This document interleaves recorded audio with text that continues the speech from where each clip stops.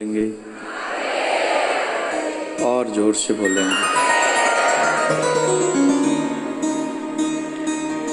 युवाओं की संख्या यहाँ पर बहुत बड़ी तादाद में है। युवाओं को अपने जीवन में जीने के लिए बहुत सारी चीज़ों का अनुभव बड़ों से प्राप्त करना चाहिए। You should take experience from your seniors, your parents, और जो भी समाज में जिन्होंने अनुभव किया हो अपनी लाइफ का। आज के युग में बहुत सारी चीज़ें हम लोग सिर्फ देखकर अच्छा और बुरे का निर्णय करते हैं। कई बार ऐसा होता है कि आंखों से देखा हुआ भी सच नहीं होता। युवाओं को इसलिए बताना जरूरी है कि आपके आगे जिंदगी बहुत बड़ी है और उस जीवन को सुंदर बनाने के लिए जितना जल्दी एक्सपीरियंस बड़ों से हमें कुछ मिल जाए वो हमें जीवन जीने में मदद करता है, सहयोग करता है। परंतु कई बार ऐसा होता है कि आजकल के युवाओं को आप देखो, वो बड़ों के साथ नहीं बैठते हैं? बोलो।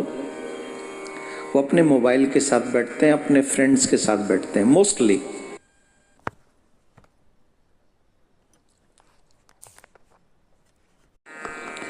मैं गारंटी से कहता हूं, आप मेरी बात से डिसएग्री नहीं हो सकते। मोस्टली युवा अपने मोबाइल और अपने फ्रेंड्स के साथ बैठता है। दादी दादा नानी नाना जो हमारे सीनियर हैं उनके साथ बैठने में हमारी दिलचस्पी नहीं है। लेकिन मैं एक बात बता दूं, आपके बड़े जो आपको सिखा सकते हैं कम शब्दों में कम समय में, वो आपका मोबाइल नहीं सिखा सकेगा, जीवन भर नहीं सिखा सकेगा।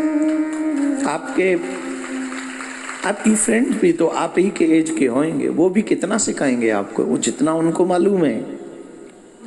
लेकिन आपके बड़ों के साथ बैठने से आप समय से पहले का अनुभव कर लेते हैं।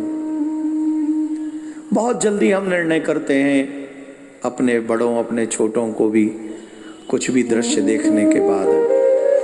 बहुत जल्दी हम लोग दूसरों पे दोषारोपण करना और दूसरों को बुरा कह देना या अच्छा कह देना बहुत जल्दी होता है कि नहीं? मैं आपको यही कहूंगा कि किसी को जाने बगैर आप बहुत अच्छा मत कहिए और आप किसी को जाने बगैर बहुत बुरा भी मत कहिए। जब तक आप फुली न जान लें, अच्छा और बुरा करने का डिसीजन आप बहुत जल्दी मत लीजिए। मेरा आप सबसे निवेदन है।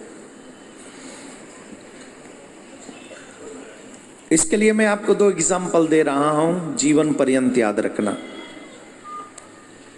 लिख लो, नोट कर लो, और हमारा सोशल मीडिया एबीसी वर्ल्ड से भी निवेदन है इसका वीडियो बनाकर आप तक पहुंचा दे। 2 स्टोरी मैं आपको यहां सुनाऊंगा और आप फिर उसी को ले लेना, ठीक? बहुत जरूरी है। एक वृद्ध माता पिता अपने पुत्र के साथ ट्रेन में यात्रा कर रहे थे। बेटा उनका युवा था, नियर अबाउट 24-25 ईयर्स ओल्ड, 24-25 साल का युवा बेटा उनका। वो ट्रेन की सीट पे वहां बैठा था जहां से खिड़की थी और खिड़की से वो आउटसाइड देख रहा था। ट्रेन की स्पीड अच्छी थी,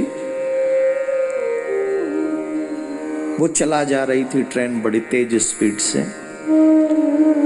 वो बच्चा बड़ा खुश हो रहा था। बच्चा कह रहा था, पिताजी देखो देखो ये वृक्ष कितनी तेजी से पीछे भागे चले जा रहे हैं। पिताजी देखो ये वृक्ष पीछे भागे जा रहे हैं। पिताजी मुस्कुरा दिए उसकी बात को सुनकर। सामने वाली सीट पे एक युवा दंपत्ति बैठे हुए थे। वो उस बच्चे की बात को सुनकर ज्यादा हैप्पी नहीं हुए, बल्कि अपसेट हुए।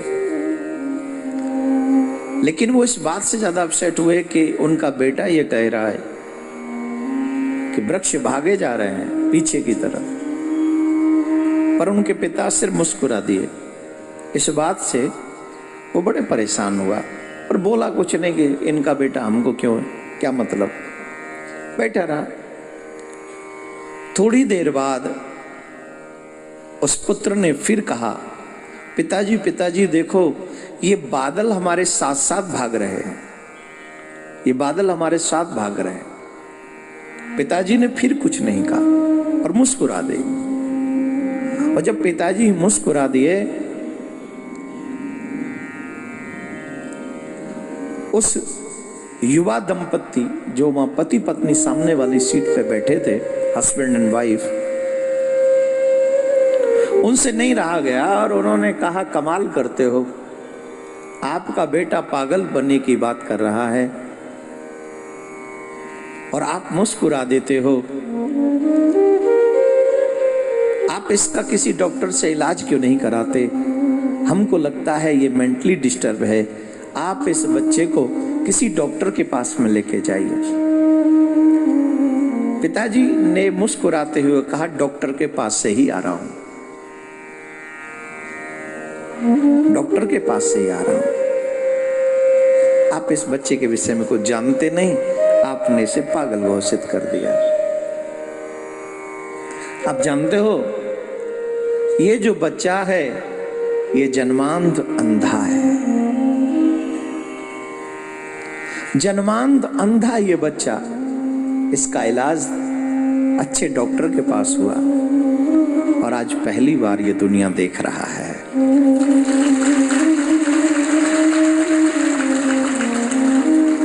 जन्म से इसने दुनिया को नहीं देखा, आज पहली बार इसने दुनिया देखी है।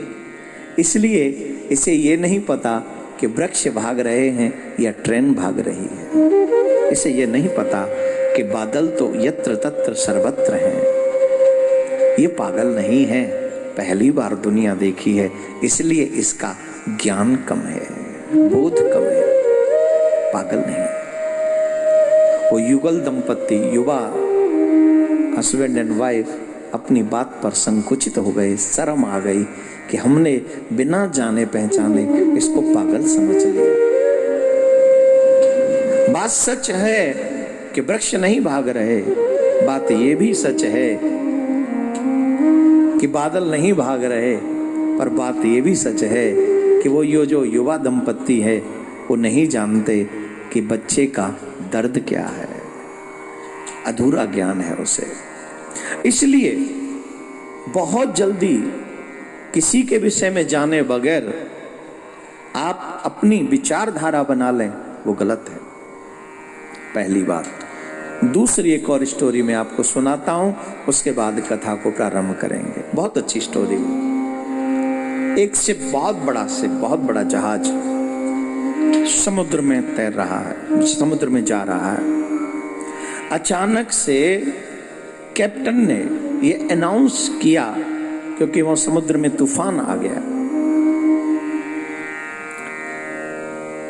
समुद्र में तूफान आ गया, वो जहाज डूबेगा। उसका आंसर बीच में तुमको देना है। बोले जी सर, कॉलेज में प्रोफेसर ये कहानी। बोले समुद्र में एक बहुत बड़ा शिप, समुद्र में तूफान आया। तूफान आया तो कैप्टन ने कहा कि समुद्र में ये जहाज डूबने वाला है, जितना जल्दी हो सके बचने का प्रयास करें।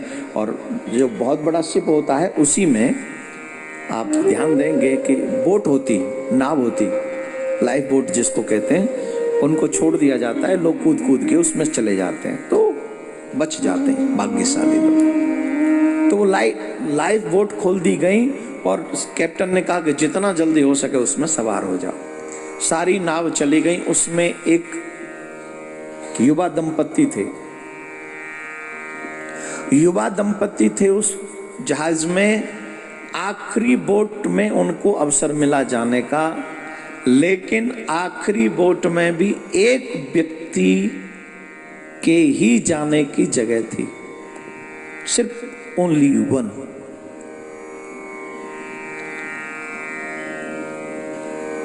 पति ने बिना विलंब किए उस नाव में जंप लगा दी, और जब वो नाव जाने लगी तो पत्नी ने एक शब्द कहा जाते हुए पति से। प्रोफेसर ने पूछा, बताओ बच्चों, उस पत्नी ने क्या प्रश्न किया होगा जाते हुए, क्या शब्द कहा होगा जाते हुए पति से, क्योंकि वो जहाज पे ही है जो जहाज डूबेगा। पत्नी जहाज पे ही रह गई जो डूबेगा। जाते हुए पति से उस पत्नी ने क्या कहा, जो एक शब्द कहा, बताओ। सब बच्चों ने कहा, उसने कहा होगा तुम धोखेबाज हो, तुम धोखेबाज हो, मुझे छोड़ के चले गए। प्रोफेसर ने देखा, सबने कहा कि तुम धोखेबाज हो, ये ऐसा पत्नी ने कहा होगा, पर एक बच्चा मौन है। पूछा, बेटा तुम क्यों मौन हो? तुम्हारे हिसाब से उस स्त्री ने क्या कहा होगा, बताओगे नहीं? बोले जी बताने की इच्छा है। बोले क्या कहा होगा? बोले उसने एक शब्द कहा होगा। क्या? बोले मेरे बच्चे का ध्यान रखना।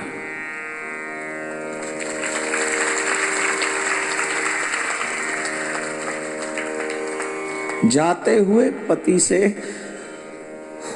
उस स्त्री ने यही कहा होगा कि मेरे बच्चे का ध्यान रखना। प्रोफेसर ने पूछा, क्या तुमने एक कहानी सुनी है?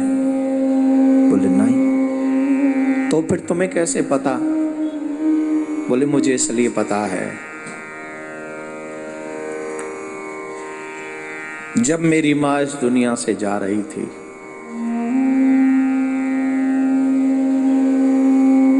तो मेरा हाथ पकड़ के मेरे पिता के हाथ में देते हुए बोली, मेरे जाने के बाद मेरे इस बच्चे का ध्यान रखना।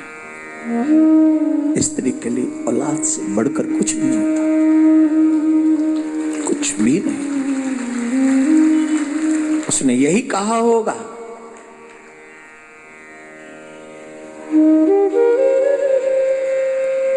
कि मेरे बच्चे का ध्यान रखना।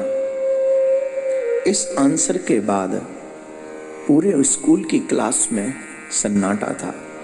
कईयों की आंखें नम हो गई थी, कई रो पड़े थे। जो पत्नी जहाज पे रह गई वो जहाज डूब गया और पत्नी की मृत्यु हो गई। पति आया, उनकी एक बेटी थी। पूरे जीवन भर उसने अपनी बेटी को संभाला, उसका ध्यान रखा और उसकी शादी कर दी। कुछ दिन बाद उसकी भी मृत्यु हुई। जब मृत्यु हुई तो उनकी बेटी को उस व्यक्ति की डायरी मिली।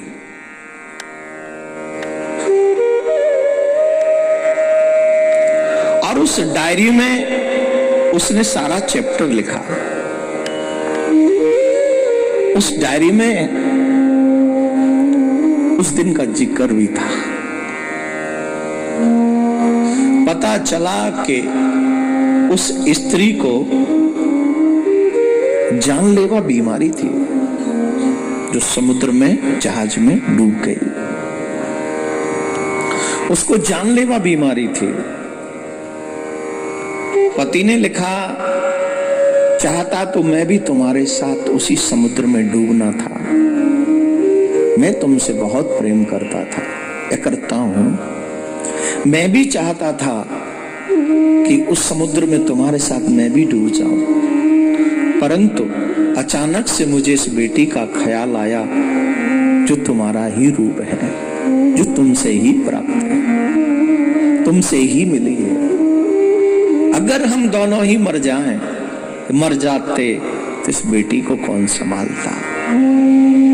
इसलिए इस बेटी की खातिर मैं उस नाव में कूद गया और तुम्हें अकेली छोड़कर आ गया। मुझे क्षमा करना। उसे पढ़कर उसकी बेटी कितना रोई होगी तो आप सब जानते हैं।